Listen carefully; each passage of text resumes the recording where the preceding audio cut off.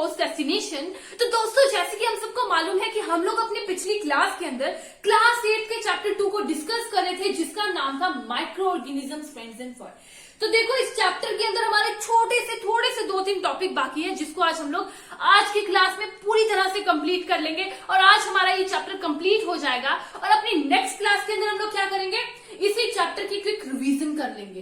पर उससे पहले हमें इस चैप्टर को कंप्लीट करना पड़ेगा। तो चलो शुरू करते हैं आज की क्लास को। लेकिन हाँ, जो लोग भी इस क्लास को देख रहे हैं, लाइक शेयर सब्सक्राइब करना मत भूलिएगा, लाइक शेयर सब्सक्राइब जरूर कर दीजिएगा। तो चलो शुरू करते हैं आज की क्लास को। तो देखो, आज की क्लास में हम लोग अपने कुछ जो रिमेनिंग टॉपिक्स हैं उसको पढ़ने वाले। हम लोगों ने इस चैप्टर के अंदर माइक्रो ऑर्गेनिजम्स के बारे में पढ़ा। हमने देखा कि फ्रेंडली माइक्रो ऑर्गेनिजम्स भी होते हैं, हार्मफुल माइक्रो ऑर्गेनिजम्स भी होते हैं। जो फ्रेंडली माइक्रो ऑर्गेनिजम्स होते हैं बहुत एरियाज में हमें हेल्प करते हैं डे टू डे लाइफ में, और वहीं जो हार्मफुल माइक्रो ऑर्गेनिजम्स है वो कुछ हार्मफुल एक्टिविटीज से हमें हार्म भी कर सकते हैं, है ना। ये चीज हम लोगों ने पढ़ ली अपनी पिछली क्लासेस के अंदर। तो आज की क्लास में हम लोग क्या पढ़ेंगे, about food poisoning. Food poisoning क्या होती है, किस तरह से हम लोग अपने फूड को प्रिजर्व कर सकते हैं, ठीक है, उसकी डिफरेंट मेथड्स को पढ़ेंगे। उसके बाद हम लोग नाइट्रोजन फिक्सेशन की बात करेंगे एंड नाइट्रोजन साइकिल को भी डिस्कस कर लेंगे, और उसी के साथ हमारा पूरा चैप्टर आज खत्म हो जाएगा। तो चलो शुरू करते हैं आज की क्लास को। तो सबसे पहले हमारा टॉपिक आएगा फूड पॉइजनिंग।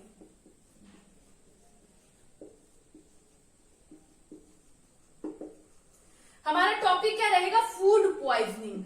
तो देखो, सबसे पहले तो हम लोग फूड पॉइजनिंग को अपनी सिंपल सी लैंग्वेज में समझ लेते हैं, ठीक है, कि फूड पॉइजनिंग क्या होती है। हमारे फूड के अंदर कई बार माइक्रो ऑर्गेनिजम्स ग्रो कर जाते हैं, ठीक है।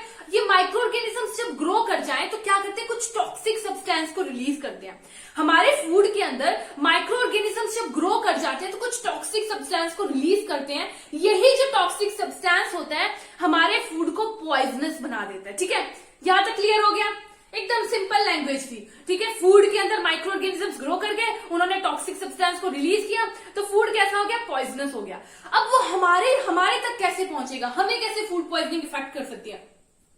तो जब हम लोग ऐसे स्पॉइल्ड फूड को खाएंगे, माइक्रो ऑर्गेनिजम्स के द्वारा स्पॉइल्ड फूड को जब हम लोग खाएंगे, तो हमें जो है सीरियस डिजीज हो सकती है, वॉमिटिंग हो सकती है, स्टमक पेन हो सकती है, इवन कि अगर बहुत ज्यादा सीरियस हो जाए तो हमारी डेथ भी हो सकती है, ठीक है। तो हम लोग अब इसको फैंसी लैंग्वेज में लिख लें। अगर एग्जाम में कोई पूछे what is food poisoning, so micro organisms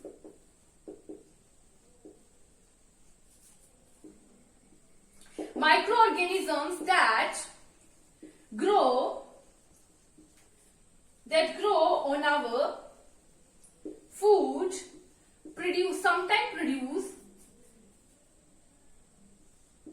sometimes produce toxic substance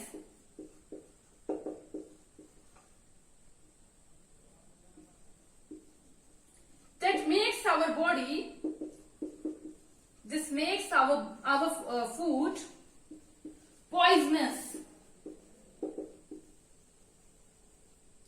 and cause serious illness and even death also. क्या होते हैं, जो माइक्रो ऑर्गेनिजम्स हमारे फूड के ऊपर ग्रो कर जाते हैं, कई बार टॉक्सिक सब्सटेंस को प्रोड्यूस करते हैं। यही टॉक्सिक सब्सटेंस जो हमारे फूड को पॉइजनस कर देता है, जिसकी वजह से हम लोग बीमार पड़ सकते हैं, और हम अगर ज्यादा सीरियस हो जाए तो डेथ भी हो सकती है, ठीक है। तो हमारे अंदर कैसे कर्ज होता है, could be due to consumption जब हम लोग करेंगे, could be due to the consumption of food spoiled by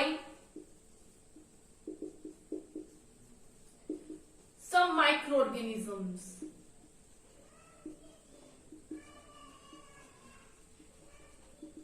ठीक है। तो हमारे अंदर किस तरह से फूड पॉइजनिंग हो सकती है, जब हम लोग जो है स्पॉइल्ड फूड को खा लेंगे तो उससे क्या होगा, हम लोग जो बीमार हो सकते हैं, हमें फूड पॉइजनिंग हो सकती है, ठीक है। तो ये तो फूड पॉइजनिंग की बात हो गई। It means that it is very important for us to preserve our food, to prevent it from the attack of microorganisms. Microorganisms के अटैक से हमें अपने फूड को बचाना बहुत ज्यादा जरूरी है ना। तो हम लोग को क्या करना पड़ेगा, फूड की प्रिजर्वेशन करनी पड़ेगी। सो फूड की प्रिजर्वेशन क्या होती है, व्हाट इज फूड प्रिजर्वेशन। देखो हम लोगों ने ना इसी चैप्टर, इसी क्लास के अंदर फर्स्ट चैप्टर को डिस्कस किया था, क्रॉप प्रोडक्शन एंड मैनेजमेंट। उसके अंदर हम लोगों ने क्या देखा था, एग्रीकल्चर एक्टिविटीज के अंदर हमारा लास्ट स्टेप था स्टोरेज, है ना। उसमें हम लोगों ने क्या देखा था कि जो फूड ग्रेन्स हमको मिलते हैं क्रॉप से, जो हमें ग्रेन्स मिले उनको हम लोग को लंबे समय तक स्टोर रखना पड़ता है, स्टोर करके रखना पड़ता है। अब उनको हम लोग किस तरह से स्टोर करते थे हम सबको अच्छे से मालूम है, क्योंकि हम लोगों ने अपना फर्स्ट चैप्टर अच्छे से डिस्कस किया है, ठीक है। तो फूड को प्रिजर्व करना, ऐसा फूड जो कि घर में कुक हो रखा है, वो तो थे ग्रेन्स। अब यहाँ पर क्या है, कुक्ड फूड है जिसको हमें प्रिजर्व करना है। तो किस तरह से प्रिजर्व करेंगे, we have some common method of preserving food in our house. जो हमारे घर के अंदर खाना बना हुआ है उसको प्रिजर्व करने के लिए हमारे पास कुछ कॉमन मेथड्स है। तो कौन से मेथड्स है हमारे पास, देख लेते हैं, ठीक है। कौन से मेथड्स होंगे, सबसे पहले हम लोग ये देख लेंगे फूड को प्रिजर्व करने के लिए। सबसे पहले हमारा आ जाएगा chemical method, chemical method, okay. First method is chemical method. दूसरा होगा क्या होगा, preservation by common salt, preservation by common salt. Then आ जाएगा हमारा preservation by sugar, preservation by sugar, sugar का यूज करके फूड को प्रिजर्व करना। फोर्थ क्या आ जाएगा हमारा, that is preservation by oil and vinegar, oil and vinegar का यूज करना, preservation by oil and vinegar, oil and vinegar का यूज करना। देन होगा हमारा हॉट एंड कोल्ड ट्रीटमेंट,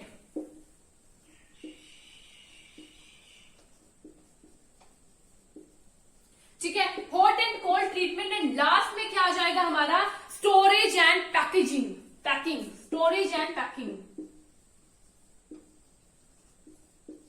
तो ये कुछ हमारे कॉमन मेथड्स हैं जिनको यूज करके हम लोग अपने फूड को प्रिजर्व कर सकते हैं, ठीक है, माइक्रो ऑर्गेनिजम्स के अटैक से बचा सकते हैं फूड को इन मेथड से। तो चलो देखते हैं किस तरह से मेथड हमारे लिए काम करते हैं। फर्स्ट हम लोग देखेंगे केमिकल मेथड्स। फर्स्ट हम लोग क्या देखेंगे, अबाउट केमिकल मेथड्स। तो देखो हमारा जो common salt and edible oils होते हैं, it is the most common chemical. What common salt, salt and edible oils, it is the most common chemicals जिनको हम लोग यूज करते हैं for the preservation of food, food को बचाने के लिए, for checking the growth of micro organisms, ठीक है। तो इनको क्या कह दिया जाता है, क्योंकि ये फूड को प्रिजर्व कर रहे हैं। अब जितने भी जो सामान होंगे, जितनी भी चीजें होंगी जिससे हम फूड को प्रिजर्व कर पाते होंगे, इनको क्या कह दिया जाएगा, preservatives. These are called preservatives, okay. यहां तक क्लियर है, इनको क्या कह दिया जाएगा, प्रिजर्वेटिव्स। हमारे सॉल्ट एंड इडेबल ऑयल सबसे कॉमन केमिकल है जिनको हम लोग यूज करते हैं for checking the growth of micro organisms in food, okay. उसके बाद देख लीजिए हम लोग पिकल्स होते हैं, जो पिकल्स के अंदर ऑयल एंड किसका यूज करते हैं, एसिड्स का यूज करते हैं ना, ऑयल एंड एसिड का यूज करते हैं for the preservation of pickles. वैसे ही हम लोग कुछ केमिकल्स का यूज करते हैं, that is sodium benzoate, sodium benzoate and sodium metabisulfate, ठीक है। ये कुछ केमिकल्स होंगे जिनका हम लोग यूज करते हैं, that is sodium benzoate and sodium metabisulphite. इनको हम लोग कहां यूज करते हैं, for the preservation of squash, jams, ठीक है, स्क्वैश हो गए, जैम्स हो गए, इनको प्रिजर्व करने के लिए हम लोग इन केमिकल्स का यूज करते हैं, ठीक है। ये तो हो गया हमारा केमिकल मेथड। तो केमिकल मेथड में हम लोग क्या कर रहे हैं, कुछ केमिकल्स का यूज कर रहे हैं फॉर प्रिजर्विंग द फूड। उसी के बाद हम लोग देखते हैं प्रिजर्वेशन बाय कॉमन सॉल्ट। तो देखो जो हमारा कॉमन सॉल्ट है ना, बहुत पुराने समय से कॉमन सॉल्ट का यूज किया जा रहा है for the preservation of fish and meat. जो हमारे फिश होती है, मीट होती है, उनको प्रिजर्व करने के लिए बहुत पुराने टाइम से हम लोग कॉमन सॉल्ट का यूज कर रहे हैं for preservation of fish and meat. क्या कर दिया जाता है, फिश एंड मीट को एक पूरे सॉल्ट की लेयर के साथ जो है कवर कर दिया जाता है, ठीक है, जिसके साथ जो है जो हमारे माइक्रो ऑर्गेनिजम्स है यहाँ पर ग्रो नहीं कर पाएंगे। उसी के साथ साथ हमारा आंवला हो गया, टैमरिंड हो गया या फिर मैंगोज हो गए, इनको स्टोर करने के लिए भी हम लोग इसका यूज करते हैं, कॉमन सॉल्ट का यूज करते हैं। ओके, उसके बाद देख लेते हैं प्रिजर्वेशन बाय शुगर। तो देखो शुगर भी एक प्रिजर्वेटिव का काम करती है इन jellies, jams, squashes.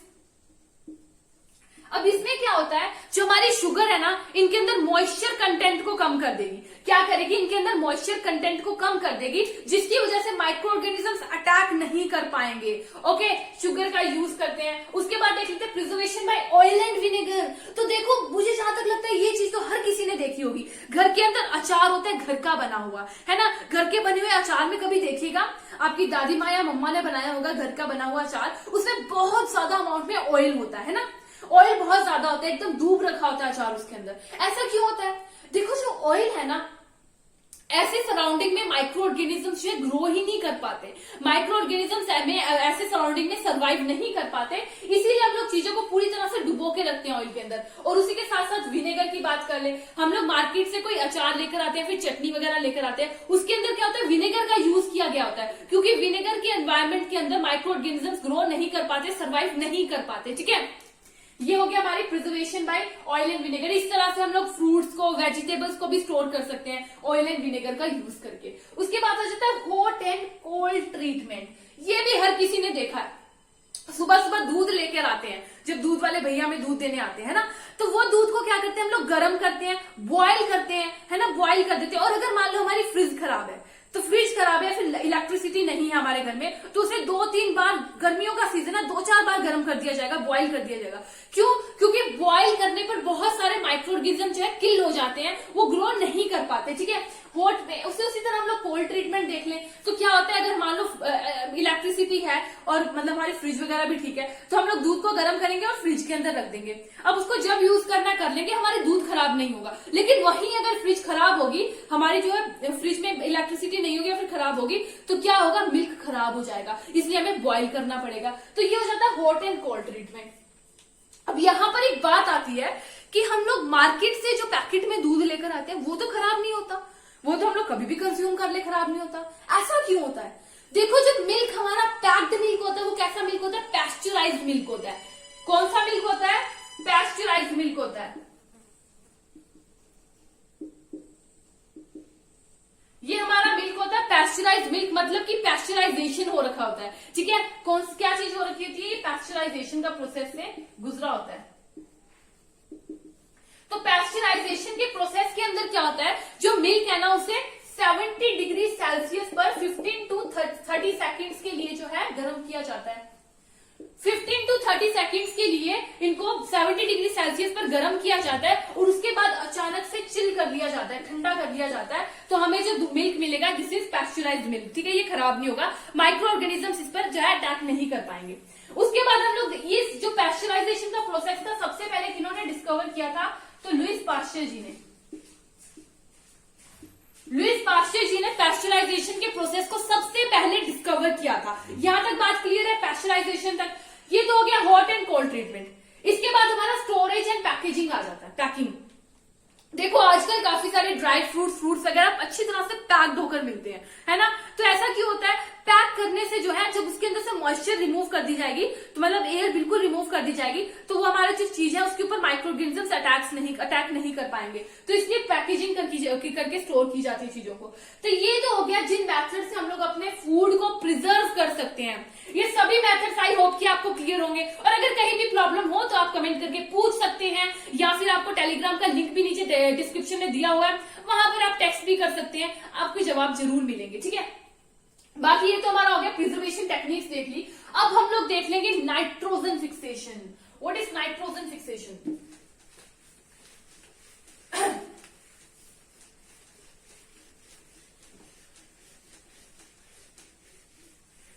Next topic है हमारा नाइट्रोजन फिक्सेशन।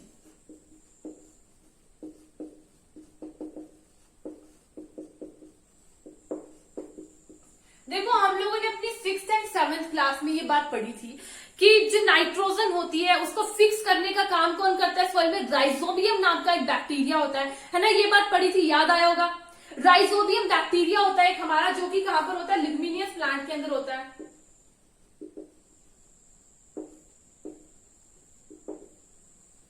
राइजोबियम नाम का एक बैक्टीरिया होता है जो कि ल्यूग्मिनियस प्लांट की रूट्स के अंदर प्रेजेंट होता है। ये क्या करता है, और एनवायरमेंट में जो नाइट्रोजन है उसको जो है यूजेबल फॉर्म में कन्वर्ट कर देता है, और नाइट्रोजन मतलब फिक्स हो जाती है सॉइल के अंदर, प्लांट्स एंड एनिमल्स को यूज कर सकते हैं। उसी तरह से नाइट्रोजन को फिक्स करने का काम लाइटनिंग भी करती है, ठीक है।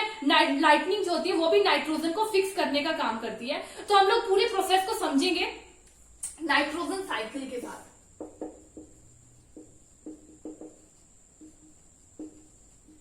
ठीक है, नाइट्रोजन साइकिल के साथ इस चीज को समझेंगे। देखो क्या होता है, हमारे इन्वायरमेंट के अंदर 78% नाइट्रोजन प्रेजेंट है, ठीक है, काफी बड़े अमाउंट में नाइट्रोजन प्रेजेंट होती है, 78% अमाउंट में नाइट्रोजन प्रेजेंट है। अब ये क्या होती है, नाइट्रोजन गैस की फॉर्म में प्रेजेंट होती है, लेकिन हमारे जो प्लांट्स एंड एनिमल्स होते हैं इस फॉर्म में नाइट्रोजन को नहीं टेक कर पाते, नहीं यूज कर पाते। तो नाइट्रोजन को जो है राइजोबियम बैक्टीरिया या फिर लाइटनिंग के प्रोसेस से ये क्या होती है, हमारे सॉइल के अंदर फिक्स कर दी जाती है। जो हमारे राइजोबियम बैक्टीरिया होता है ये लिग्मिनियस प्लांट की रूट्स में होता है, ठीक है, वहां पर ये सिम्बायोटिक रिलेशनशिप बना लेता है, सिम्बायोटिक रिलेशनशिप बना लेता है, और उनको प्लांट को जो है नाइट्रोजन को यूजेबल फॉर्म में कन्वर्ट किया जाता है, और प्लांट्स जो है नाइट्रोजन ले लेती है। अब उन्हीं प्लांट्स को क्या करेंगे, एनिमल्स खाएंगे, या फिर ह्यूमंस यूज करेंगे, या फिर एनिमल्स यूज करेंगे, उस प्लांट्स को जो है वो खा लेंगे, ठीक है, एनिमल्स खा लेंगे। अब जो प्लांट के अंदर, प्लांट को नाइट्रोजन मिल गई, ओके, नाइट्रोजन बहुत ही ज्यादा इंपॉर्टेंट होती है, एक यूजेबल, ठीक है, यूजेबल कॉन्स्टिट्यूएंट है, बहुत ही ज्यादा इंपॉर्टेंट होती है। जैसे कि हमारे प्रोटीन्स हो गए, या फिर हमारे क्लोरोफिल हो गई, जितनी भी चीजें, न्यूक्लिक एसिड होगी, सबके अंदर जो हमारा प्रोटीन है, सॉरी, जो हमारा नाइट्रोजन है, बहुत ही ज्यादा इंपॉर्टेंट पार्ट है इन सबके लिए। तो अब क्या होता है, हमारा जो सॉइल है उसके अंदर से प्लांट के पास यूजेबल फॉर्म में वाटर के साथ जो है डिजोल्व फॉर्म में वो नाइट्रोजन को टेक कर लेता है। अब उनको एनिमल्स खाएंगे, जब एनिमल्स उनको खा लेंगे तो उनको, उनके अंदर भी नाइट्रोजन चले जाएंगे in the form of protein वगैरह के फॉर्म में उनके अंदर चला जाएगा। अब वो एनिमल्स जो है वो जो है या तो मर गए, या फिर प्लांट्स जो है उनकी डेथ हो गई।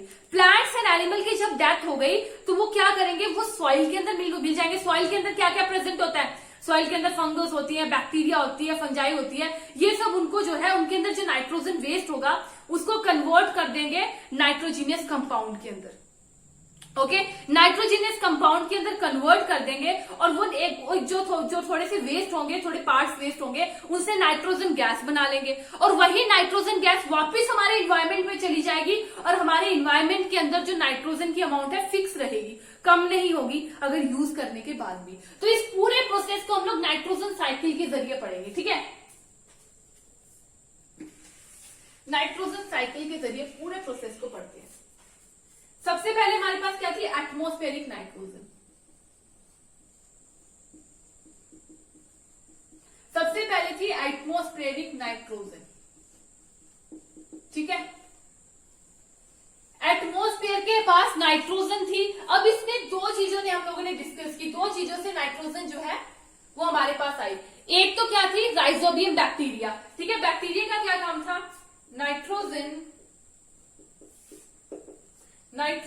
इज फिक्स्ड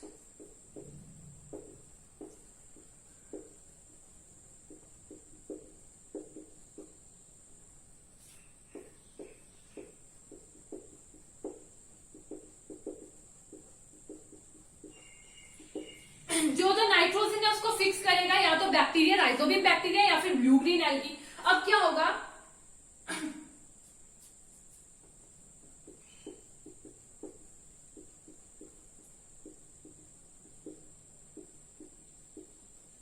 एटमॉस्फेयर से नाइट्रोजन जो है सॉइल के अंदर आ गई। कहां आ गई, एटमॉस्फेयर से हमारी जो नाइट्रोजन है वो कहां पर आ गई है, सॉइल के अंदर आ चुकी है। और दूसरी क्या हो जाती है, लाइटनिंग फिक्स नाइट्रोजन, ये भी हम लोगों ने डिस्कस किया, लाइटनिंग जो होती है,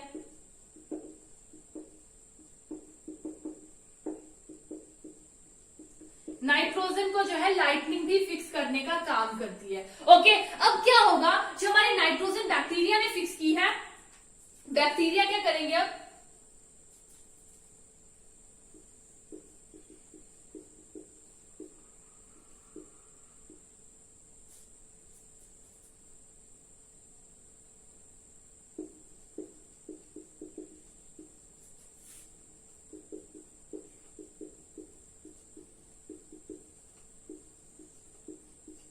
नाइट्रोजीनियस कंपाउंड में।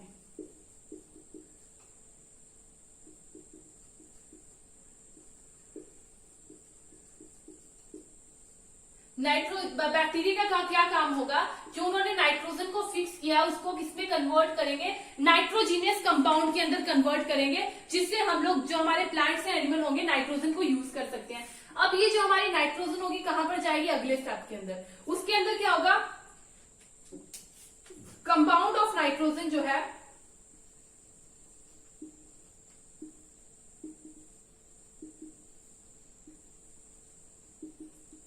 सॉइल के अंदर आ जाएगी। ठीक है, लाइटनिंग के प्रोसेस से या फिर जो बैक्टीरिया जो है उनको जो है फिक्स कर देंगे सॉइल के अंदर। सॉइल के अंदर अब क्या हो गया, ये नाइट्रोजन आ चुकी है। ठीक है, क्या हुआ, एटमॉस्फेयर में नाइट्रोजन थी, या तो लाइटनिंग ने फिक्स की या फिर बैक्टीरिया ने। अब सॉइल के अंदर क्या हो गई, नाइट्रोजन आ चुकी है। अब क्या होगा, इनको कौन ले लेगा, plants.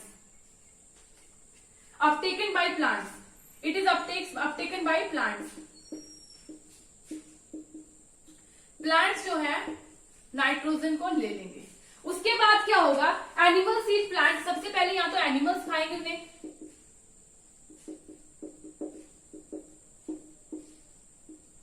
Animal Yeats plants and nitrogen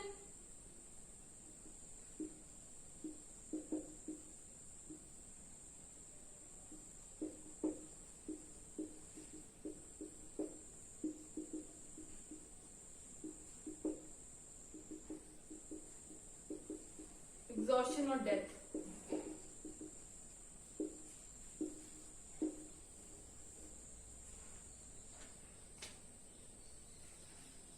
अब प्लांट्स ने सबसे पहले नाइट्रोजन को ले लिया था, सॉइल से एब्जॉर्ब कर लिया था। अब उनको एनिमल्स खाएंगे, और या तो उसके एक्सक्रीशन के जरिए या फिर डेथ की वजह से जो एनिमल्स या फिर प्लांट्स से नाइट्रोजन जो है वापिस सॉइल के अंदर आ जाएगी। ठीक है, जब वापिस सॉइल के अंदर आ गई तो क्या होगा, bacteria turns compound of nitrogen